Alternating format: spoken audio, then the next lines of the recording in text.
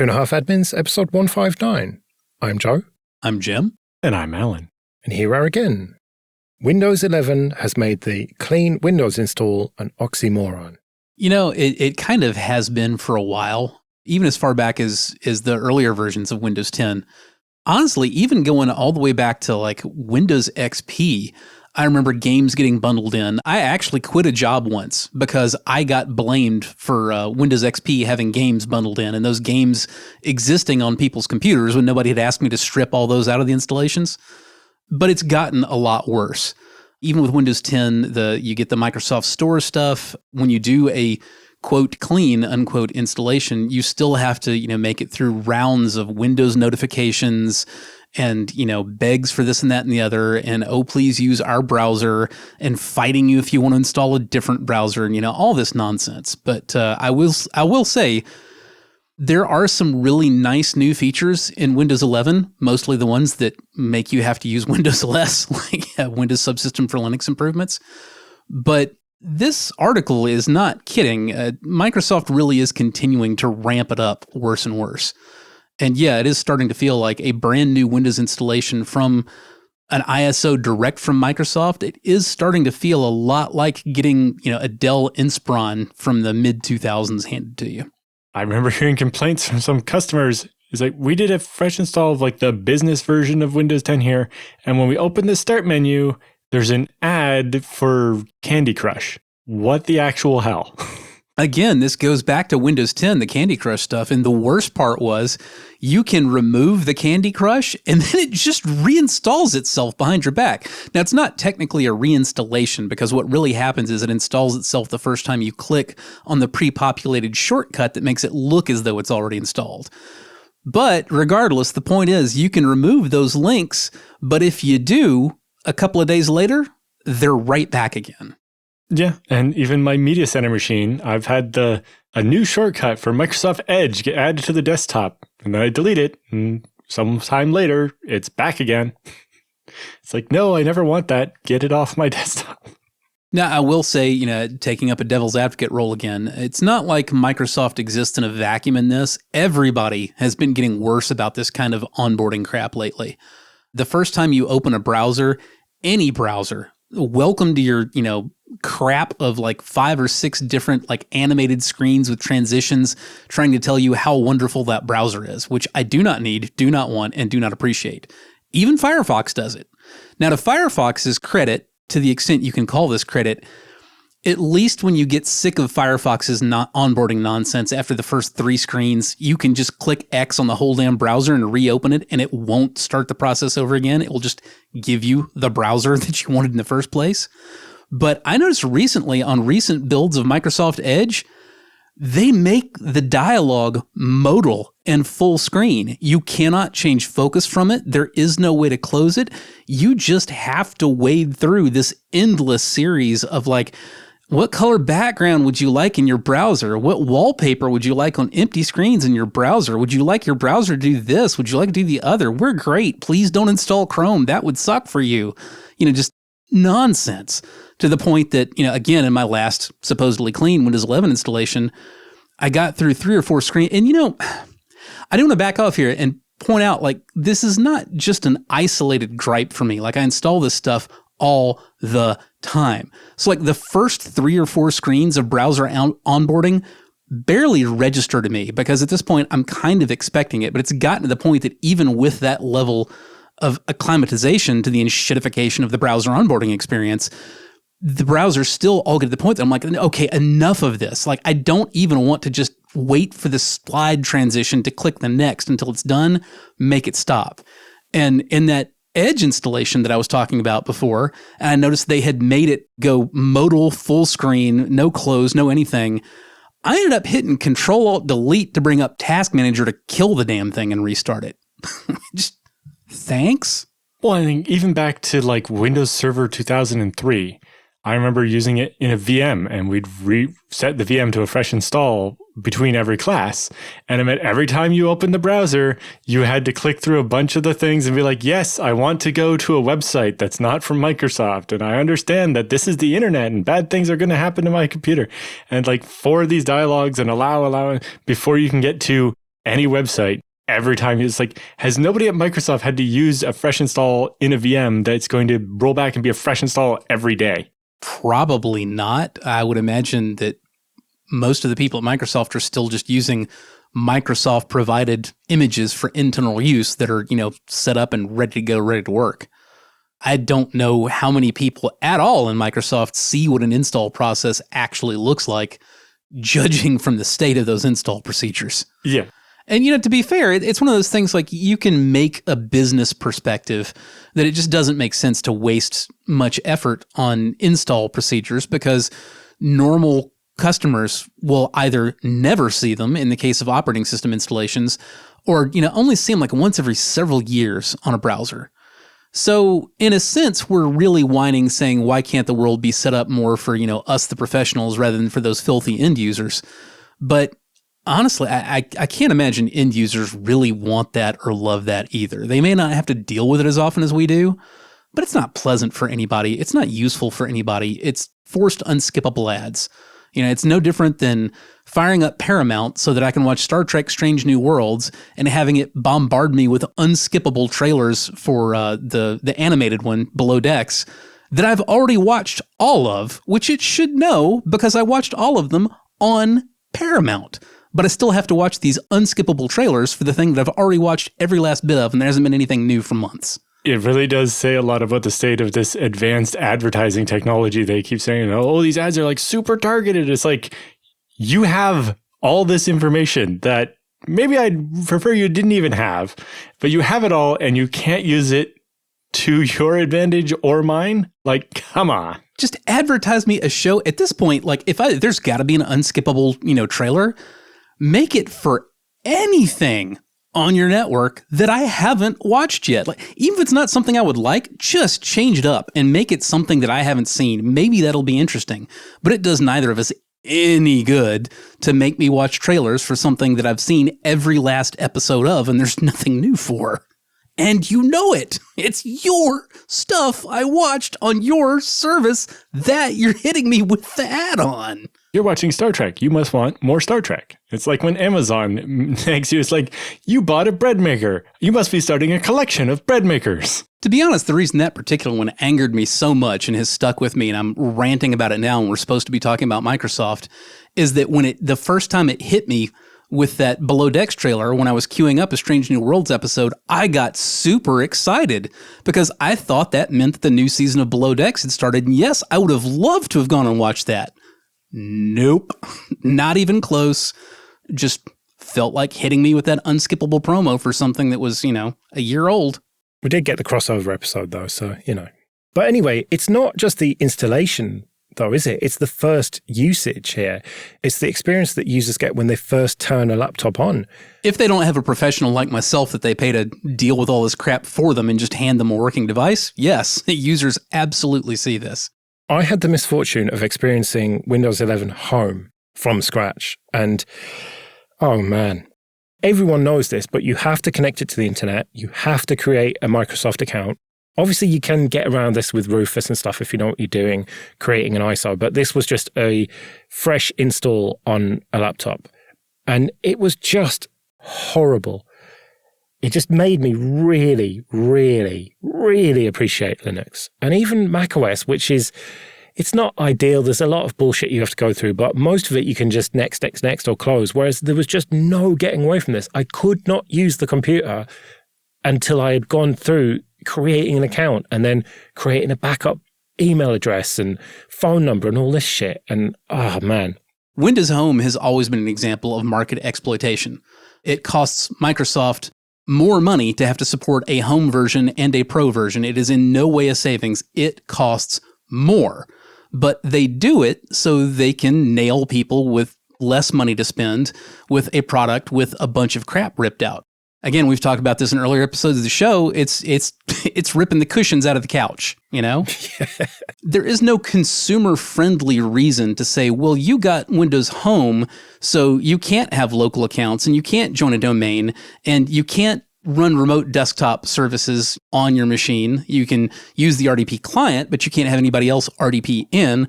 Oh, and also, just for shits and giggles, you can't have MMC. Oh, you wanted like access to all the tools in MMC that might be really helpful for like demalwaring your system, maybe?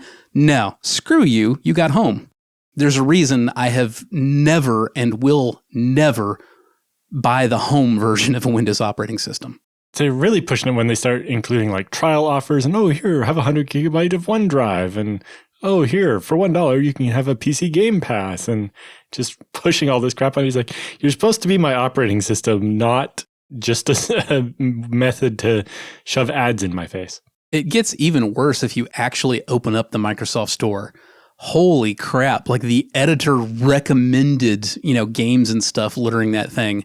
And it is just the absolute worst shitware that you would get angry about discovering on an Android phone ever. And it's not just on the store, like it's recommended stuff. I actually went off on a big rant about that in, a Windows 11 preview when I was working for ours, because I went into the Microsoft Store because Microsoft had been talking about how improved it was. So despite having long since decided that was a hive of scum and villainy I wanted no part of, since I was reviewing it for Ars Technica, I went into the store. And, I promptly found all these horrible recommended games with like daily energy that, you can pay money to get more energy to be able to play the stupid game. Or just, again, if you've played mobile games, any mobile games, you know exactly what I'm talking about. Think of the absolute worst of them that you uninstalled in a heartbeat once you saw what it was really like. Yeah, that comes to you recommended on the Windows Store. Well, it gets even worse than this. We were going to talk about this anyway, and then I saw today a piece on The Verge by Tom Warren. Microsoft is using malware-like pop-ups to get people to ditch Google. Yeah, Tom over there at The Verge has absolutely had enough of Microsoft shit, and I'm here for it. He ripped him a new one, and it's well-deserved, and you love to see it. So what's happening is, Microsoft keeps hijacking searches for Chrome that are made on Bing, because remember, again, you got a brand new Windows computer. The only browser on it is Edge. Edge's default search engine is Bing. So it's a pretty natural and normal workflow here to get your brand new Windows installation and open up Edge and just write in the address bar, type in Chrome or Chrome download or Chrome MSI or whatever and hit enter. And you expect to get, a return that's a download page for Chrome. And instead, Microsoft's like, no. They've done several different things. Sometimes you'll get like a full page Bing result that appears to be like AI talking to you about how great Edge is, but it's not actually AI. It's a canned thing. It just looks like some Chat GPT thing. And then the thing at the top that Tom was complaining about, there's an executable that actually gets dropped into a temp directory in Windows that makes a pop-up, not in the browser, not in the notification center, just a pop-up dialog like on your desktop spawned by this single executable that got dumped into Windows, exhorting you to, see how awesome Bing and Edge are.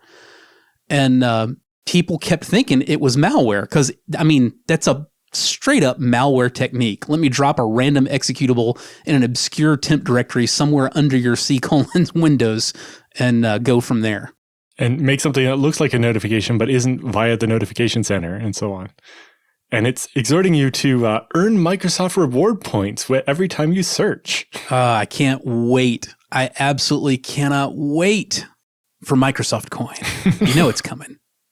Bing Coin. Yeah. Bing Coin. It reminds me of even back in the Windows XP days. Our little joke was, Internet Explorer is the best browser for downloading a better browser. Yeah. So here's another thing that really pissed me off in Tom's report. And clearly he was not that happy about it either, but I feel like he could have specifically explored this one a little further. When he reached out to Microsoft, he got a response from Caitlin Rulston, Director of Communications. We are aware of these reports. And again, this is about the rogue executable that just shows up into your Windows directory. Microsoft Director of Communications responds, we are aware of these reports and have paused this notification while we investigate and take appropriate action to address this unintended behavior. What the hell do you mean unintended? Y'all put it there. It's doing what you wrote it to do. There's no, we didn't realize that we accidentally dropped an executable in your Windows directory? What? Yeah, it makes the note, Windows isn't freeware. It requires a license that almost every consumer ultimately pays for. That would be in the form of the price of the laptop if it's a Windows OEM, or a product key if you bought and built your own PC. Microsoft should respect the fact that people already pay for Windows and don't want ads shoved down their throats. Windows is an important productivity tool for many people and shouldn't be treated like a cheap streaming box loaded with ads. There's a reason why other operating systems have switched to being free, so that they can just constantly force you to get new versions. Is this in part because they spent so much money on the OpenAI stuff? Absolutely not. This is not anything to do with some hardship that Microsoft is facing. This is literally just the continued process of enshittification. We live in an era of robber barons. Now, our robber barons are usually in the form of C Corps instead of, like individual people with a name, or at least they hide behind the C Corp. But this is just like the robber baron area of, the Industrial Revolution, any number of periods through history. We are in a period of enshittification, and everywhere is doing it. It is endemic to our corporate culture that you extract more money whenever you can, and the only reason something might be beyond the pale is if it actually incurs a hard consequence. I don't mean just a consequence like people say they're upset about it. I mean a real consequence.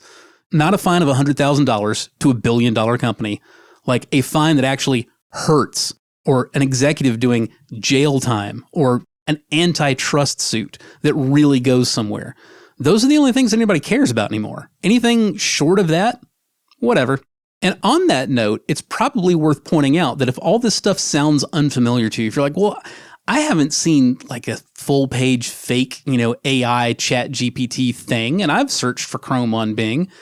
Well, you should be aware that Microsoft rolls these things out in small batches to find out just how angry people will get about it.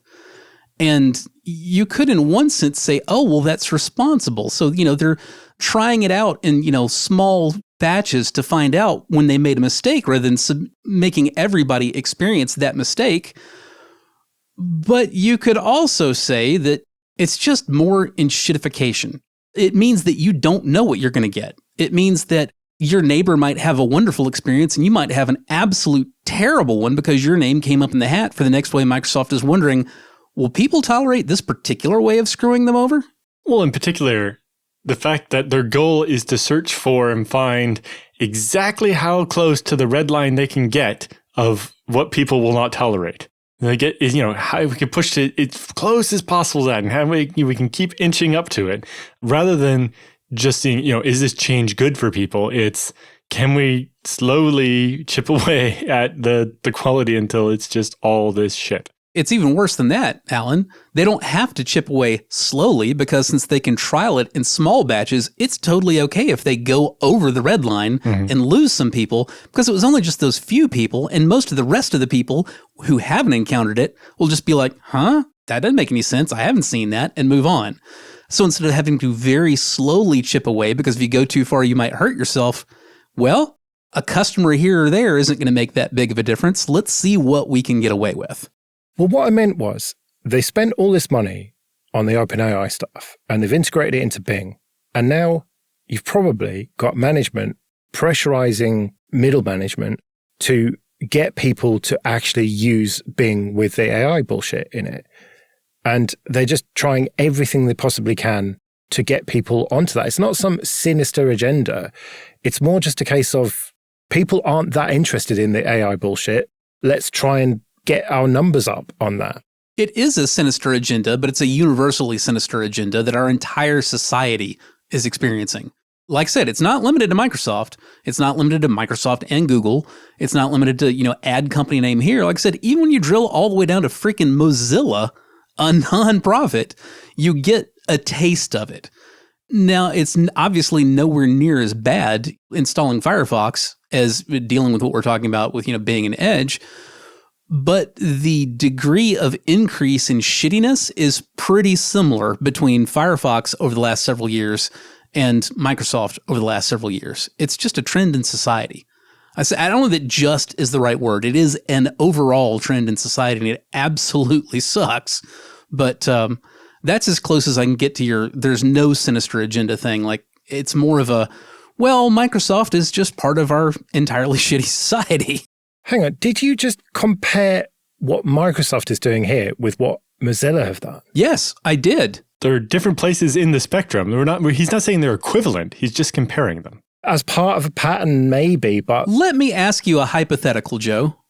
Do you enjoy going through 5 or 6 steps of Firefox's, oh, hey, it looks like you haven't used in the browser a while every few months? Is that useful for you? No. Is it useful for your wife? No. Do you know anyone it's useful for? No. What purpose does it serve? It doesn't. Someone thought it was a good idea. It tries to get you hyped up about Firefox and Firefox's features and using all the things that are Firefox and how wonderful Firefox is. Now, granted, there's not a monetary motive there because it is free, but it's the same trend towards going, we don't care if this inconveniences everybody and nobody likes it. We have a thing that we want to do here, and we get to make you sit through it. No, you see, I don't agree. I don't think that that's the motivation. I think the motivation is that they genuinely think that it's a good feature. Okay, why are they dumber than you are? You realize that it's not a good feature and that literally nobody you know finds it useful. Why do you think that everybody at Mozilla is more out of touch than you are? Because they're in a bubble. They don't know people? They don't have wives? They don't have kids? They don't have friends? People are too polite to tell them it's dumb. I'm more with Jim on this one. It's by getting people to use Firefox, that's how they sell their Pocket thing and their VPN thing and support Firefox. Like, I understand why, and I'm to some degree okay with it. But it is for the same motivations that Microsoft does it. Firefox has more restraint because they know there'll be more backlash because of their target audience and because they're trying to be the better people. But their motivation is still the same as Microsoft's, to get more eyeballs and more money. And I do not buy for 1 second that they have no idea that people don't want it, don't appreciate it, and prefer not to have it. Not buying it. I just have this idea of Mozilla developers just kind of living on the West Coast in their cafes. They mostly live in Europe. I guess so, but the management or whatever, like it's that sort of, you know, that San Francisco culture, the Silicon Valley culture, and they're just like so used to huffing their own shit. You mean that Silicon Valley tech bro culture of like, we get to do whatever we want to do and we get to shape the world? That one? No, more the like, I like to huff my own shit type of culture of like, yeah, Firefox is awesome and everything we do is awesome. And like, oh, just anyone who's criticizing us is just a troll and like, you know, they're just haters or whatever. I think it's more that kind of mentality rather than some sinister fucking plan. Sinister isn't a great adjective for it, but we're still talking about deliberately putting in a feature that inconveniences the crap out of people to no good use because it serves your own purpose. In no world are folks at Mozilla saying, you know what people will really love about our browser? Walking through all this crap every time they open it, every time it's installed, or every few months when it says, you know, oh, hey, there you are. I disagree. I think that somebody somewhere at Mozilla thinks that people want that. I think they're just misguided. I think the very old version of that feature was called Firefox Refresh, and it just like disabled all your extensions and stuff to try to make Firefox faster again. And it was just a little bar across the top that you could click, like, do you want to basically start with a fresh profile instead of your old one? Yep. And it was optional.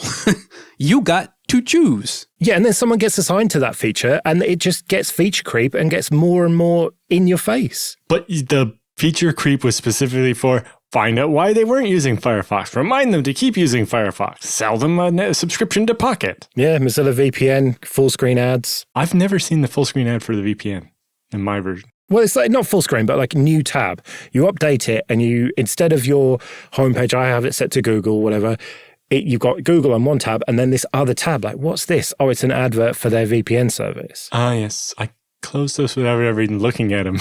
Yeah, the extra tab you always get. Again, pretty much any browser, like you keep using the word sinister and like you put a real point and an edge behind that. And I would not call Mozilla a sinister organization by any means. So like I'm acknowledging that point you're putting behind that and I'm kind of brushing it off and saying, no, man, not like that. But again, we're talking about a culture of what we can get away with, like what is acceptable, not what is right, not what is good, not what is the best thing for our users, what's acceptable. And it's acceptable to force your users through 6 or 7 screens of crap every few months.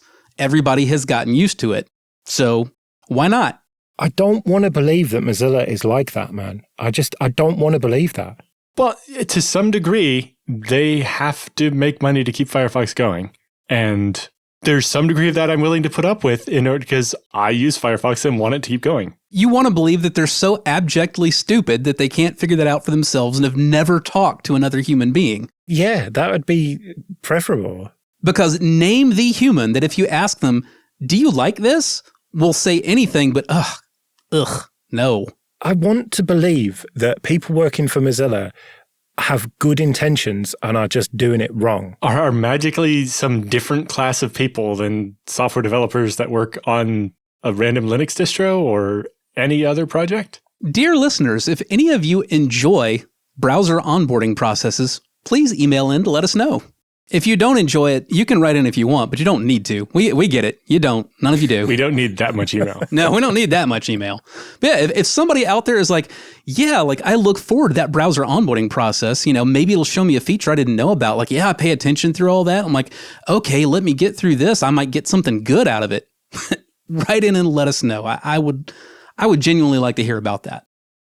Okay, this episode is sponsored by people who support us with PayPal and Patreon. Go to 2.5admins.com/support for details of how you can support us too. 2.5 Admins is part of the Late Night Linux family, which means that for $10 a month on Patreon, you get access to an RSS feed that contains all the Late Night Linux family shows without adverts like this.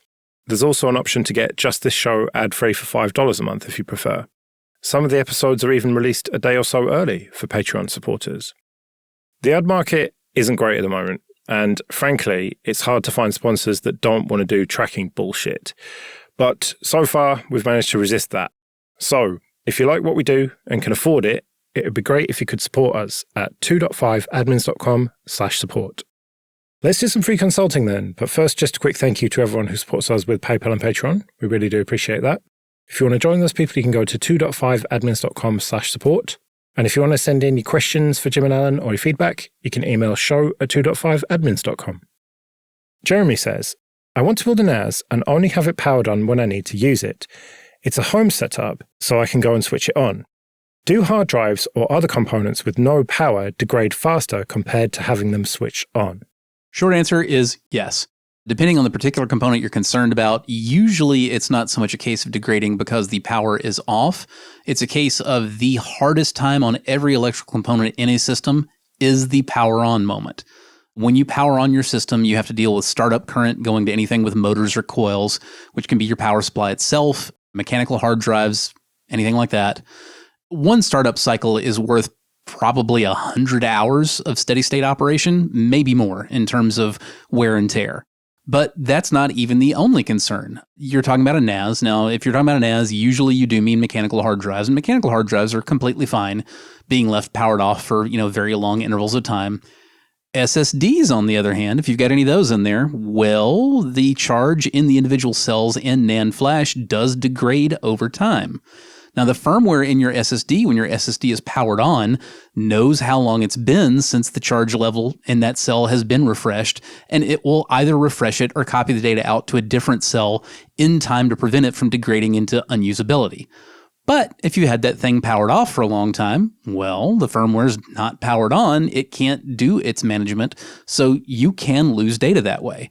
In some cases, you may begin losing data on a completely cold SSD in just the space of a few months. Yeah, there's a reason why in the smart data on your hard drive, it will tell you the number of times it's been powered on, because that is one of the biggest factors for the health of the hard drive, is the more times it's been turned on, the closer it is to death. Yeah, the energy required to get that motor spinning in the first place is way more than just keeping it spinning once it's got that inertia. Yeah, now to be fair, we're not talking about this in terms of power consumption. Well, no, but just the stress that comes with the big jolt of energy that gets it moving. Yes, absolutely. That startup current is immense compared to steady state operating current, and it has a real toll on all the coils and everything that needs coils in that device. Again, that includes your power supply. That includes any mechanical hard drives, any mechanical optical drives. Cooling fans. Yep, every last bit of it. You may also have noticed that you'll have a machine that is on 24/7 and the fans don't make any noise whatsoever. And then, the power goes off or you need to shut it down for some reason and leave it off for a couple hours and you start it back up. And now you have that obnoxious fan rattle that you can't get rid of. There are a lot of ways that different components of your system have a lot more difficulty in being powered off and back on again than they do in just staying steady state operational. Right, well, we better get out of here then. Remember, show@2.5admins.com if you want to send in your questions or your feedback. You can find me at joerest.com/mastodon. You can find me at jrs-s.net/social. And I'm at Alan Jude. We'll see you next week.